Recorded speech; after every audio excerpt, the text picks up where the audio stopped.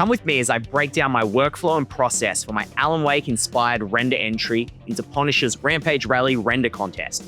God, that's a mouthful. We are going to go over idea generation, environment building, rendering, and compositing, as well as all the challenges I had along the way. Project file is available in the description if you want to mess around while I'm here. So let's get into it. All right, so first up is idea generation. I was already vibing a lot of this kind of dark, moody, Pacific Northwest, and also these like dark black clouds and dark ocean, because I had been watching a lot of Twin Peaks and X-Files lately, and also playing the Alan Wake game. So ultimately I landed on Alan Wake to make that my idea. And what's awesome about that is having a container like a pre-made IP. It allows me a lot more flexibility in being able to create something, especially in the time frame that I have. But having Alan Wake doesn't provide the whole story. I needed a story for this specific situation, like why is the jump happening? And having the story is not only more interesting as well, but also helps me with what I need to create. So ultimately I landed on this story, which was Alan Wake escaping the dark place and jumping into the overlap, which is kind of like the dark ocean. And only when he jumps in there does Detective Saga reveal the real world and that he's able to escape the dark place. So it's a bit of a leap of faith for Alan. And now I'd love to say that once I had this idea that I just went and executed it, but it didn't work like that. And I deliberated on this idea for about a week, being like, can I even create this? Is this the coolest idea I possibly could create? Which is silly. And I just wasted time in the end. And ultimately I ended up just starting the scene in the most basic way I possibly could. I tried to get my idea in the software as quickly as possible and as simply as possible. Once I had it in front of me, I started to get excited. Like, all right, I know what to do. And pretty much the rest of this is just going into each part or each object and enhancing it or adding more detail. So we're going to do that now. All right, so the first part is the ground for both the foreground and the background. So I'm going to turn off all our test geometry and our ocean, and let's go into the mountain build. So pretty much I started off here with a grid that I UV textured, and I then added a mask. So I drew a line over here, which I wanted to be a mask, and then another one for a mountain I wanted on the side. And then another one from the road, which is just the original line that we got from the project. And then I also added in another little extra line and brought that in to here. And you'll see what this does in a second, but I remapped some of these values, added some noise, but with the noise, I removed the road, which was that mask that I created before from the road. And then I added some bit more high frequency noise. And then I also applied the rest of those masks to create a mountain and also create it from here. So if I go back to my lake mask, you'll be able to see, I just did that. And I pretty much just eyeballed it to what it should be. But that was what I ultimately come up with for my foreground road. And then I just did some normals applying to that and outputted that for points. And I love the proceduralism of being able to build this stuff and being able to craft my environment with just some different variables. So this just allowed me to create a height here, same with the mountain. Just love the proceduralism. And one thing I did realize though is that I didn't need all this geometry because it won't be seen by the camera at all. So I removed what I could using clips. And now there will be trees there. It looks pretty dull, but later on that'll be covered. So let's come out. And yeah, you can see for both, I just cleaned up to make it the minimum amount of geometry I possibly could. And so here it is in Solaris, just with a little bit of texture applied to it. It's not the nicest looking thing, but it's mostly hidden. I needed it there for ambience more than anything. So now let's move on to the road, which is in the same build. I tend to work like this where I build a lot of things in the same area and then apply it later on.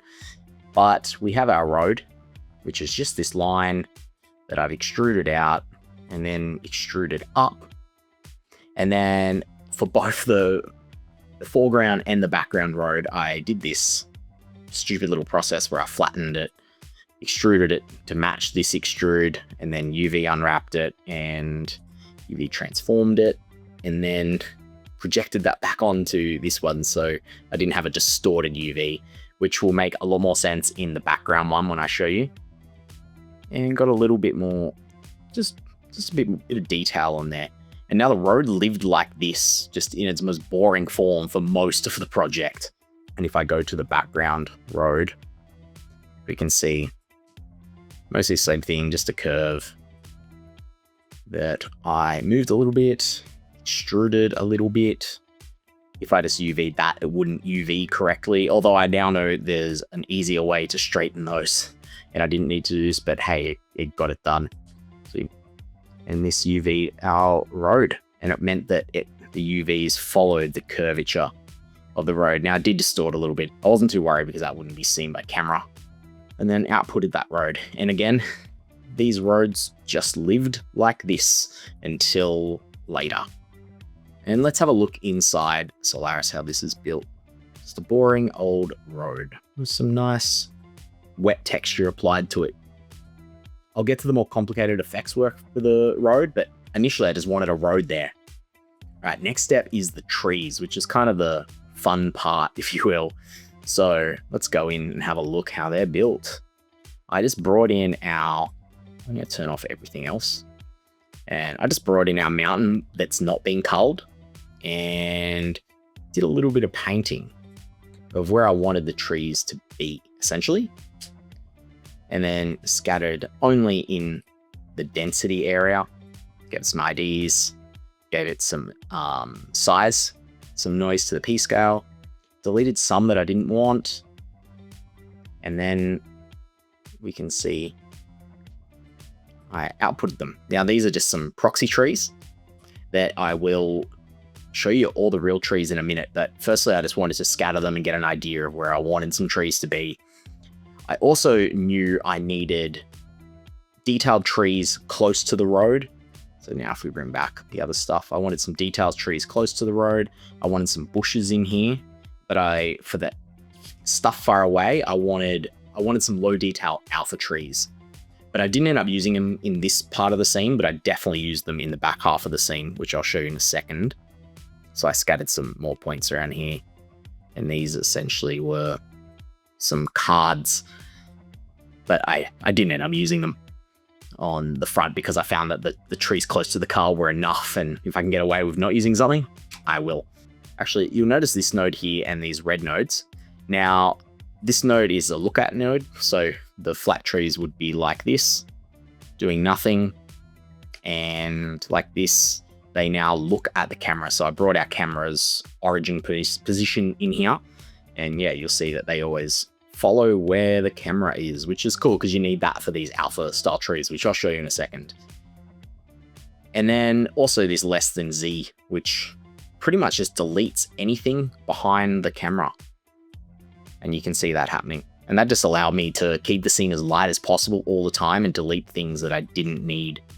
So just remove trees that didn't need to be there anymore. I'll go to the back half as well, and we'll see there's a lot more, because if I go to my camera, we're going to see these. At the moment, you can't really tell, but these trees are that dense that you can't even see through them. And then when we get to our jump, we're going to see more than the dense trees. We're going to see all these other trees. So I needed to feel like a giant forest as opposed to just some trees near a road, which is what I use the alpha trees for. Now, with the trees, I'm going to go into Solaris now and show you how I built the tree setup. The trees were difficult for me. Houdini isn't always the best for just play and drop, and I love some of these tree and vegetation generators that existed in Blender that were essentially just drag and drop. I could get heaps of different trees and just place them in my scene, even scatter them quite easy. I think Gaia and Arbory were two of them. And so I wanted that flexibility inside of Houdini. And I was considering jumping over to Blender. I spent maybe 10 hours trying to save myself 2 hours by trying to figure out if I should switch to Blender or not for this scene, or just stay in Houdini. But I can never just leave Houdini's proceduralism of being able to scatter these trees exactly how I want.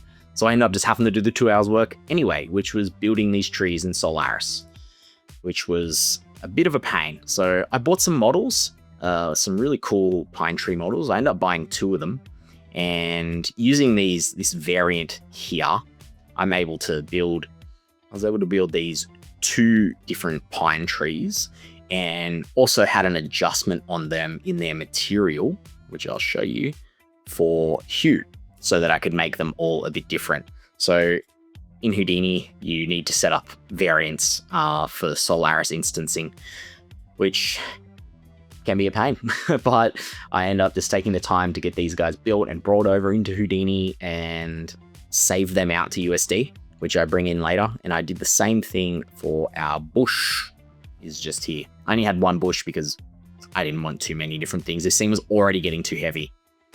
I also made an alpha tree for those 2D cards, which is just one of our nice little trees here that I light and texture and do all that, and then and render, and which when I bring into the cop network makes sense. It's just a single image of one of our pine trees. I have alpha as well, and then I have a mask out for the bark, a mask out for the leaves, and also the normal map to give it some dimensionality. And then I rendered out all those images and put them on like a grid or a card. And so let's look how that worked out. So here's our pine trees instanced, which is just bringing our big pine trees in. So now if I come here, we'll be able to see the trees that I brought in, the bushes and the pine trees all in. See, you're not able to see through this at all.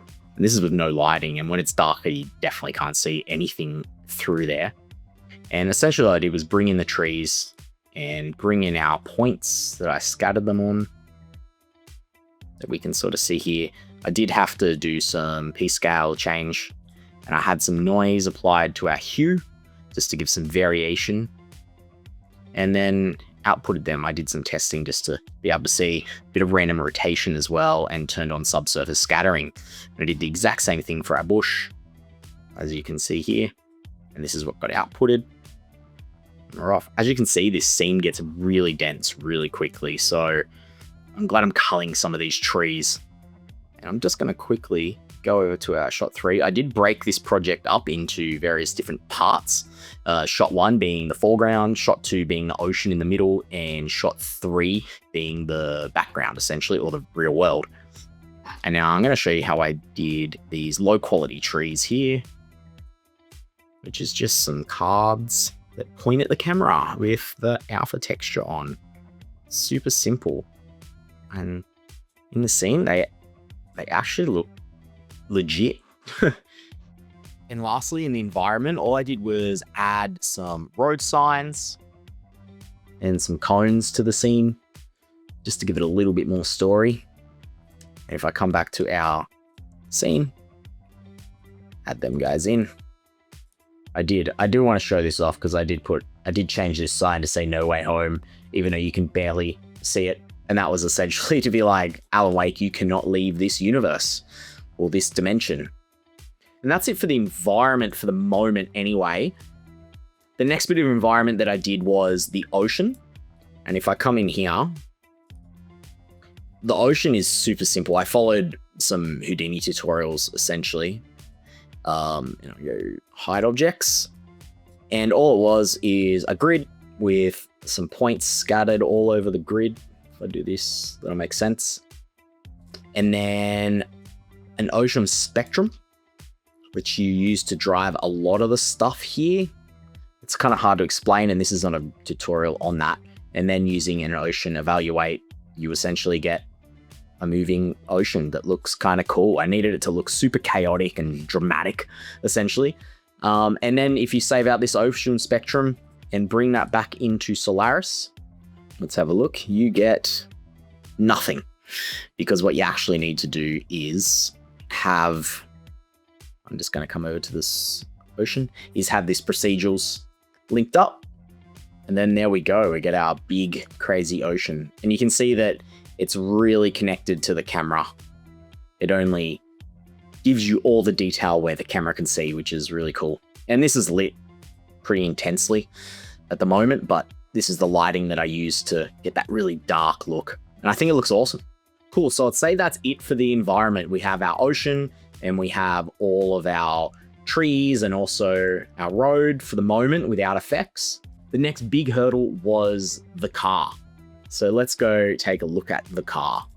Now, this is gonna look a little bit chaotic, and we're gonna need to see a couple other things to make sure we understand what's going on here. And to make this scene run quicker, let's get rid of the bush, let's get rid of the trees, and let's just have the mountain and road. Jump back into the car. And if I come here, I think this is the one, which is just a box that I animated. Actually, I think this one just come from the template. And you can see it's even got the curve from landing on the jump that was from the template.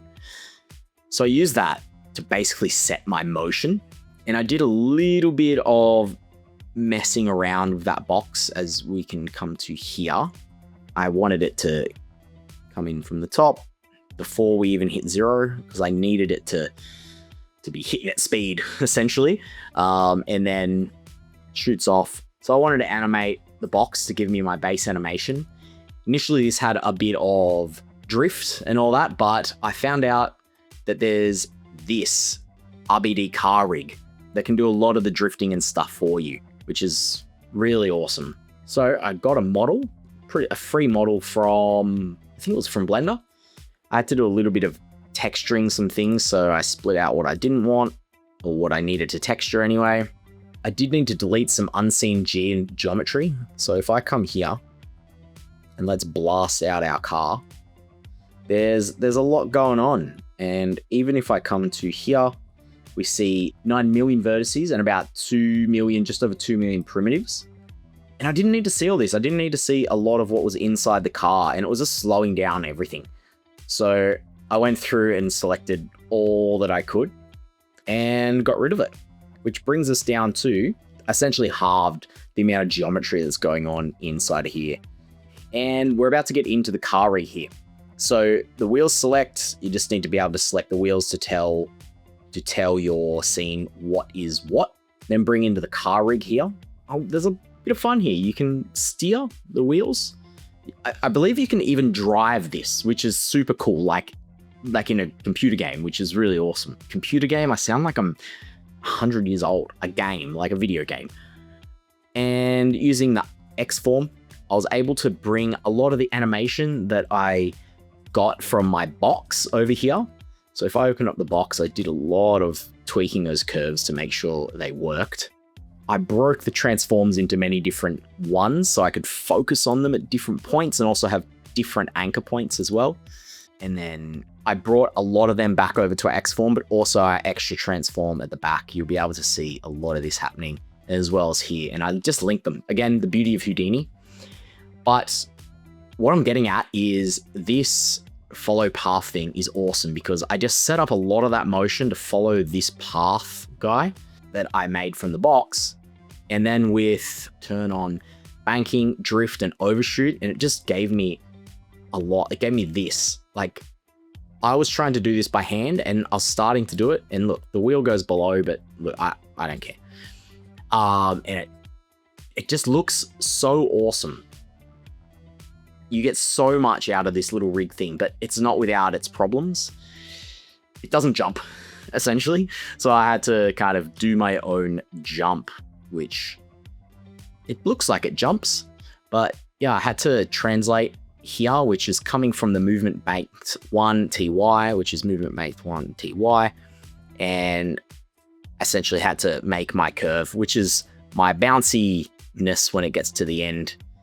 If we go here, we'll be able to see. So I spent a bit of time trying to get this right, and it's not perfect. It bounces more like a toy than anything, but it worked for the shot, which is kind of what I needed. You'll see there's a little bit of going below what would be considered 0, and that was just because the bottom of the car, which I loved at some parts, like when we come up here, the wheels essentially like start to pop off the chassis, which is really cool because when we get over here, it just gives that look of like the suspension is being pulled all the way out. But there was one more thing I needed, and I needed to attach some lights to our lights essentially, because a lot of the scene, if we look back, is lit by the headlights of the car. And one trouble I come into was like, how am I going to make the lights match where the car is? And again, Houdini is awesome. I essentially just took our car, and if I explode the view, let's open him up, because I needed to see if I can get this little guy here. Essentially, I blasted everything that wasn't that. Now we can send that back where it is, which is inside there, and blasted just one of them, and then extracted centroids. So if we come here, we'll see there's that point, and I got both of them. So I was able to get where our lights are, have the lights be followed, but you're already probably seeing what's going on here. And that's they're facing the wrong direction. They're always just facing straight, which works perfectly here, but does not work when, say, the car was turning a corner like before. And I got our wheels and our body, which you can see all these points. There should be 5 of them, wheel, body in the middle. And I knew that if I subtracted the back wheel from the front wheel, it would give me a look at direction. So I did that, back wheel, front wheel, and then using a bit of code, which is just literally normalizing that. And if I turn on normals, you can see I've now got a little line that's facing towards the other point always. And then I applied that normal direction to both my points at the front, which gave us something to always follow where the lights are. Again, love Houdini for these sort of things because you can nearly always find a way. So if I bring that back to our Solaris viewport and we have a look here, I just used the instancer, brought in those points that I just mentioned, the headlight out, and just instanced some lights on it. So if we come to our scene, you can see I've got 2 lights here that are constantly following the car. And I brought that car in as well, which is just over here. Just brought that in and made it as a reference, and also cached it, and also made sure that the backlights are illuminated, and we're pretty much good to go. So the next step is effects. Now that we've got the car in the scene and all the trees and everything, I wanted to tackle the road to make sure it crumbled off in the edge. So how I did that, I brought in our road geometry. So let's turn off everything else for the moment. Let's just focus on the road. Remove everything I didn't need. And you can see I have an unused version here, which is very similar to what I ended up doing. And essentially I was just going to scatter some points over our geometry, and I wanted more points to be at the tip, and then use that to drive a Voronoi fracture, which kind of did the job. But what I ended up doing was using the awesome tool that is RBD Material Fracture. But I have essentially the same box, which is a box at the end of my road, drive a mask, tightened it up, added a little bit of noise, and then I can use that mask to drive the RBD Material Fracture. And here we are. You can see more detailed because in the Material Fracture, we have this detail thing where we can change the level of detail in the cracks, so they're not just straight Voronoi cracks that we have here. Now the road outside has already been textured and everything. So I did need to UV all the inside of our geometry. So a good idea is to blast it so we can have a look at what's going on. And the UVs don't look quite right on the inside. So I used this little workflow here of doing auto seam and just took the inside group and not the outside group. Flatten those UVs, so we're only working on the inside still. And then UV layout, still only working on inside geometry. And that just gave me better in general UVs than what was just automatically generated before. And then I just put all that back together. What's happening next is I wanted to remove parts of the geometry because I wanted the edge to not be flat anymore. So essentially I outputted all those. Another MOPs shape fall off that I created, just a linear, pretty much blasted everything. Now it's like jagged and kind of cool, like it's already broken. Then this is where the magic happens. Essentially, I use a MOPs fall off that is animated, which essentially just changes a mask, very motion graphicsy. And then I use a transform modifier to make the scale of these guys slowly go to smaller, and also change where their position is. And then I do the same for the rotation and also the position again, but more random. And I think it looks super cool. Like when we do this, it just kind of like just falls away in this kind of non-simulated looking way, which I think was perfect because it's kind of another world, another dimension. So I think it worked well. And you don't always have to simulate things, which is great. Now this is all packed geometry. So if I turn on an add node here, I can turn all this into points and then cache that out. But you're wondering, well, how do I get all that geometry back? So what I did was output all our geometry, slam it all into position 0 by its centroid, and then output that for one single frame. So I have the animation being output on our points, like here, but then I have our geometry being output on for one single frame. Just a simple copy to points. I copy all that back to the points using the name attribute that is on both the points and the geometry, and then you get everything in its rightful place. Now let's bring that into Solaris and have a look at it. And yeah, I think it looks super cool when it's in shot, just off in the side, just kind of floating away. I think it looks awesome. So next up is our character animation in effects. Now, this is quite simple. So essentially, I just got a Miximo model and applied his animation. A second animation, which is this one. And then blended between those two. So if I go here, we just have like a static, boring animation. And if I come here, we have kind of like a scream. Now also, I used a MOPs fall off here and animated that, which we can just see animates a mask over geometry, which will make sense soon. So I gave the IDs and points number and I placed him in the scene. And essentially I wanted that MOPs fall off to sort of start hitting him so the car would kind of destroy him, which will make sense here. I used a clip technique, which just essentially puts him into this P space and then clips everything past a certain direction or point and then replace, and you'll see that. But mainly I just wanted him to be eaten away from the middle out because the car was about to hit him.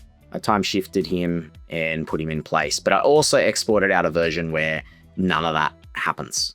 It's just his animation and the mask still goes through for the smoke effects. So we have our character. I didn't even need him to be textured because he's pretty much going to be replaced with smoke soon. This bit was fun. So essentially how this is just bringing that full animation without any of the cutaway and scatter some points over him, essentially.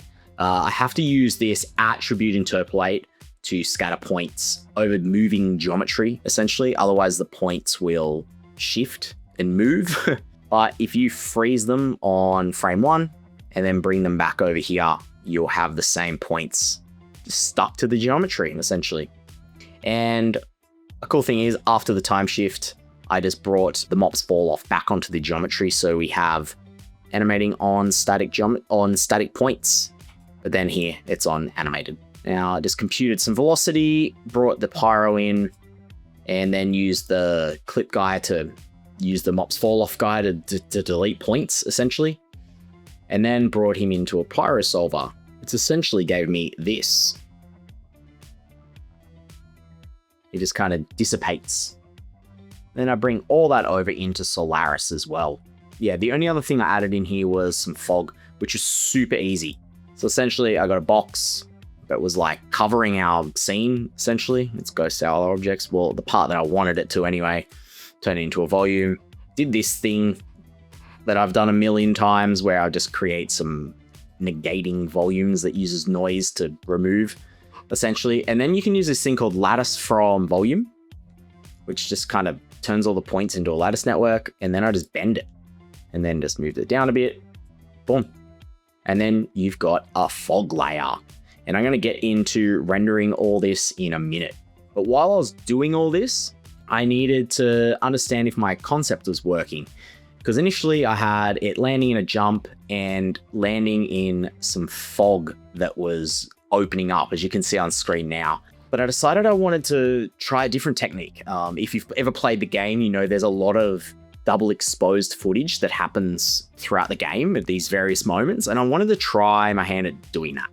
The whole time I was making this project, I didn't know if it would work, so at some point I had to figure that out. I just made a boring old test scene where I just brought some trees in, a character, and a bit of a road thing here, I guess. The trick was using combine, diffuse, unshadowed, and split per light.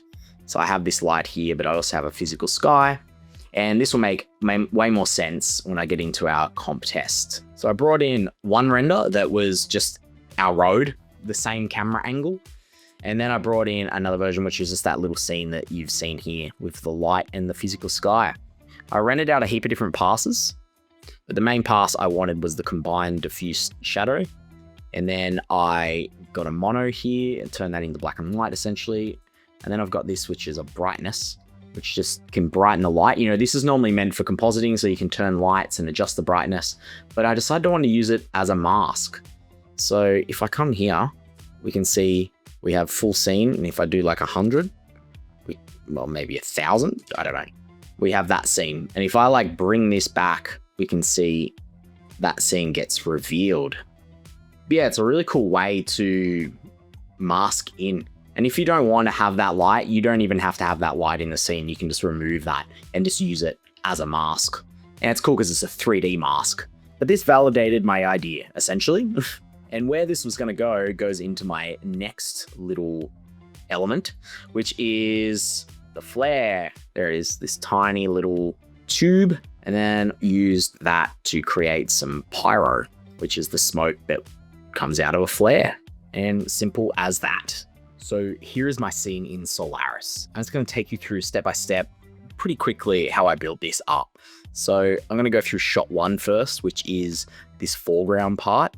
And then I'm going to say shot 2, which is the ocean, and shot 3, which is the background part. So firstly, I'm just going to zoom into our generic stuff, which is the camera. Just brought in the camera, also the car, which has been brought in and renamed here, just because it wasn't named the right thing, and added some materials and cached it out. Put in a reference node. And that is the car.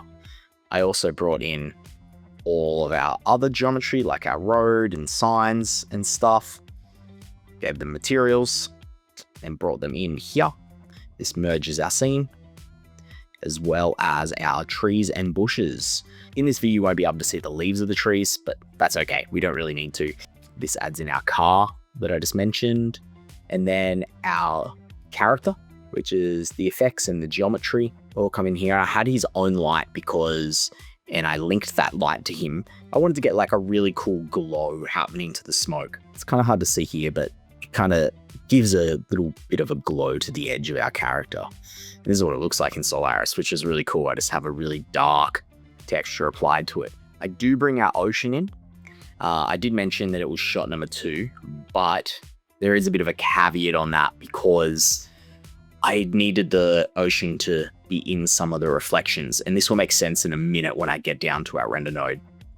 But all I did for lighting was bring in a little HDRI, and I gave it a tag called ambient lighting.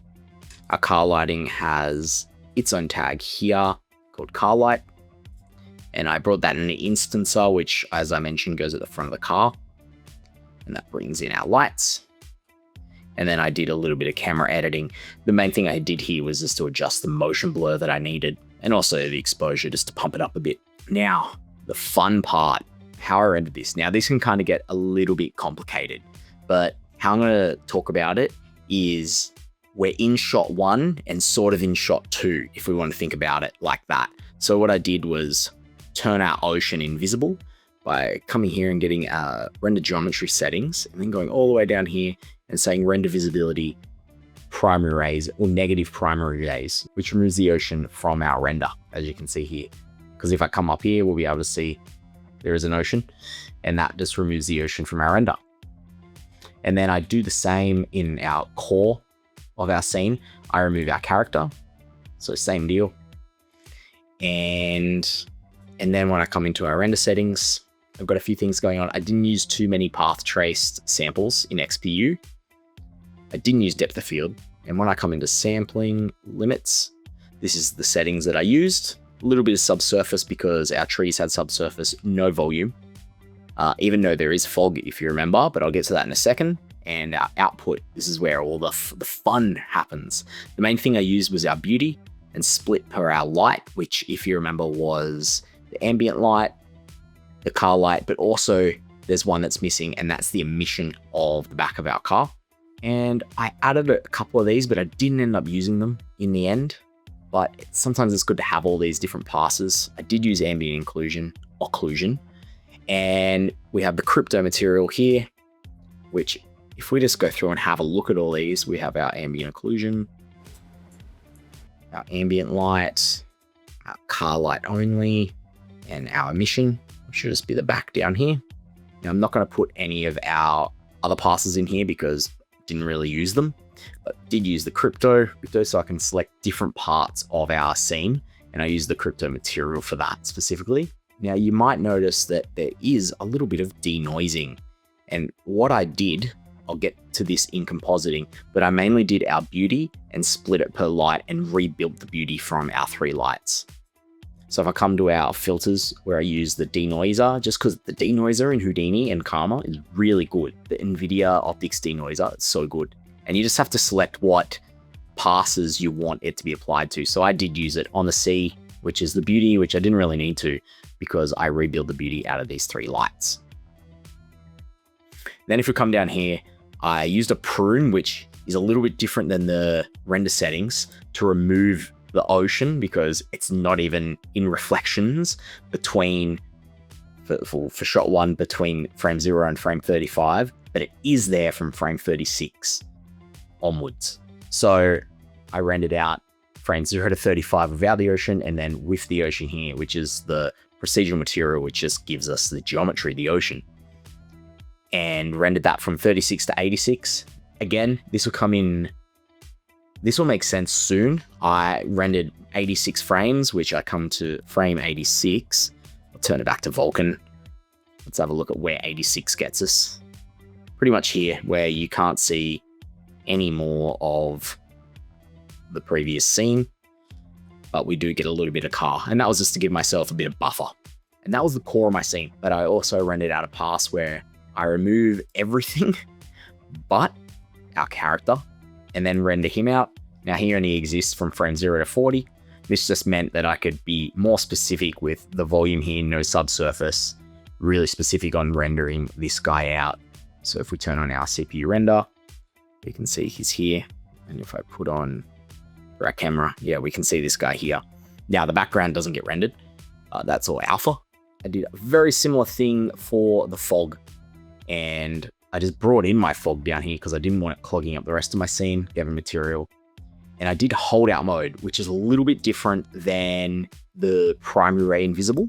And let's make that make sense. It's kind of hard to see, but the car illustrates this point really well. And it's really good for fog to do hold out mode because anything that's in front of the fog in 3D space will get removed in alpha. That just allows me to composite it back on with all the depth applied later on. And I render that out with very similar settings as before, and the limits are mainly focused on refraction and volume limit. And I rendered that out from frame 0 to 51 because that was all that was needed. And now let's move on to the ocean. I remove everything else but the ocean. I change the lights a little bit and just render out the ocean. There's no volume, no subsurface, just a bit of reflection and refraction, and render that from frame 39 to 86. Now that's rendering the actual geometry of the ocean from those frames where it will actually be visible. And there's the ocean. And now the same deal over here, we're going to move to shot 3. I brought everything in, all our bushes and lights and our alpha trees and our car, and then also brought in our flare. You may have seen before there was sparks. I didn't end up using any of them, just end up using the smoke and the stick. So for this, I used all the same lights except for I added a light at our sign here, just so I could illuminate that guy. Same camera edits, a little bit of light mixing just because I wanted this scene to be a little bit brighter. And then I did the exact same thing out of here. I rendered a core that was from from frame 80 to 143. And you can see in here in our denoise, these are going to be the main passes that I used. And you can see that now there's a flare and a sign light just because they're extra lights now added to the scene. And also the combined diffused unshadow flare, which is a third light, I added to the scene that sits just here. And that is just a point light. Very simple point light, and it's quite bright. And so I rented out all those, again, 64 path trace samples, and this was my limits. And then I also did the same with the smoke pass for the flare. So this one, I removed the smoke from primary rays, and this one is kind of the opposite, where I just have the smoke, same as before. And that's only rendered from frame 30 to 117.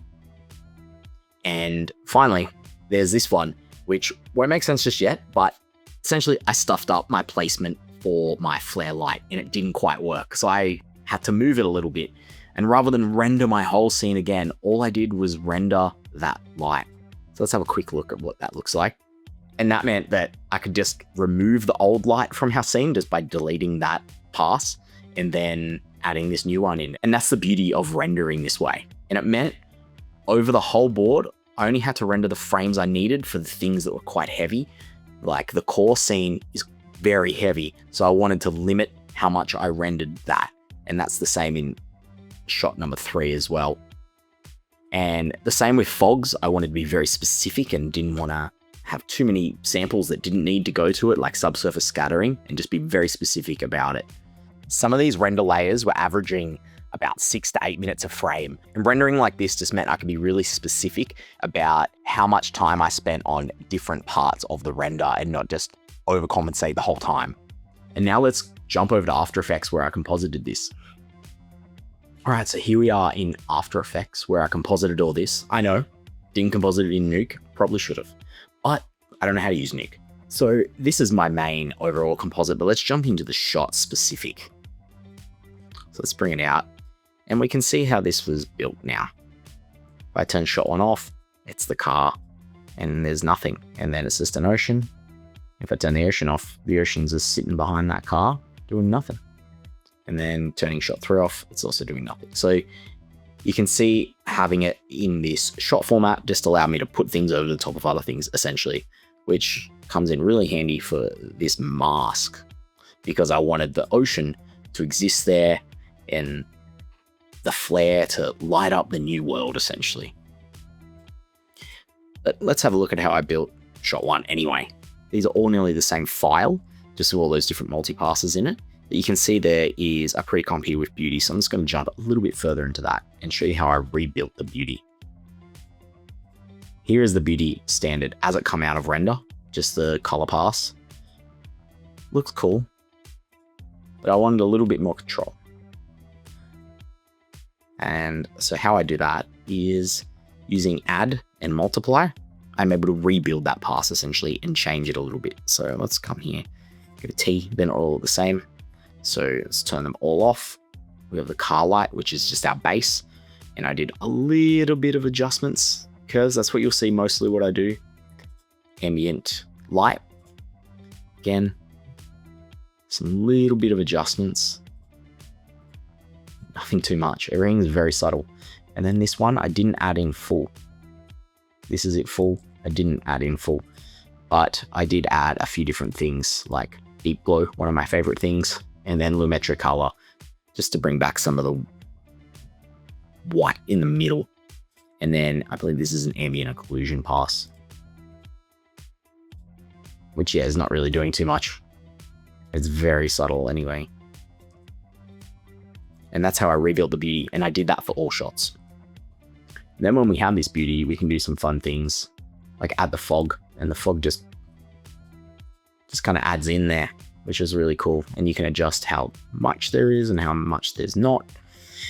And then also the character, and also our character, which I needed him to be more intense, so I added him twice, pretty much. And these do have masks, so they sit behind the car, which I have created a mask here from our crypto map. Then I did a bit of a grade and a black and white grade for everything outside of the car, just because it was too green. And that's how I built shot 1. Shot 2. This one's super simple, but I just added some blackness and some blurs and darkened the edge because you can see there's a hard cutoff just so it looks more ethereal, I guess, or like it's from the dark place. Yeah, super simple, this one. And then this is where the magic happens. In shot number 3. Now let's break apart. This is nearly built the same way with all of these passes rebuilding our beauty, as you can see. Let's turn them all on one by one. Ambient light, emission, the flare, which has been cut off by the car, I believe. The sign light, and ambient inclusion. And I did some slight adjustments to all these lights. The smoke here, I just added that on. Did a bit of a grade to this shot. Not actually, I did no grade. Never mind. I did no grade, even though that's there. So I really delete that. Color adjust, which essentially is the grade. I just really wanted to get that hot spot out of that light. Here's our beauty as it come out of the render. You can see how much it changes in composite. Fog, which is just as Z pass. And my light wipe. And I'm just going to quickly show you here, layer. This one's flare only, which means that was a whole new render dedicated only to the flare. And that was because I changed the position of the flare, like I said before. Let's go back to normal name. Now the light wipe is a stencil. So if I turn that on normal, we can see it's just a black and white render of our light, which just slowly reveals. And then if I come here, I've also animated the exposure so it goes fully white. And that, when put to stencil, will reveal our comp based on the brightness of that layer, which is super cool. And I've got this flare control, which essentially is a wiggle expression, and that's connected to the exposure of our flare, just to give me a bit of movement on the color of that flare, so it looks like it's going brighter and not bright, essentially like flares do. Yeah, you can see. And then if I remove that, it's just static the whole time. When I put this back on, it gets brighter and less bright as we go. And that's how that one's built. And then if I come back to our composite, it's just being put together. There's nothing special happening in this comp except for layering. But then when I come back into our full comp, this is where I do a lot of my post-compositing. So if we come back earlier in the shot, I have my sparks that are flying out of our character. And I did this just with a particle, CC particle system, super simple. I have got a lens blur, which you can't really tell what's happening, but it's literally just a little tiny bit of blur so it doesn't look as computer generated. I've got these lens dirt, which is being applied to a blurred, bright version of our layer. And it just means there's like some things, gunk, crap that end up on our lens. And if I turn them off, you'll see on this one is those dots and this one is the smeariness, and they're just being masked on by that blurred layer. And then I have our vignette, which is darkening the edge, a little bit of chromatic aberration because it always looks amazing. Let's have a look. You gotta love a little bit of chromatic aberration. Then we've got our bloom, which is just a deep glow effect. It adds so much. I always love it. Just the way the algorithm works for that effect, it's so good. And then I've just tracked a flare on our character and also tracked a flare on our flare. And then I think this is, yeah, just a flare, optical flare. And then that's the same for our taken character one, just another flare. Because I wanted to make it look like in the game when lights hit taken, they kind of like expel all these different effects. And then a little bit of film grain. Not much, just a little bit. And that's the end of this project. It was a big one. And it helped me learn this way of working, of having multiple layers for the one shot, if you will, but also using that multi-pass compositing, so I'm able to use all the different passes to rebuild the beauty. And that's it.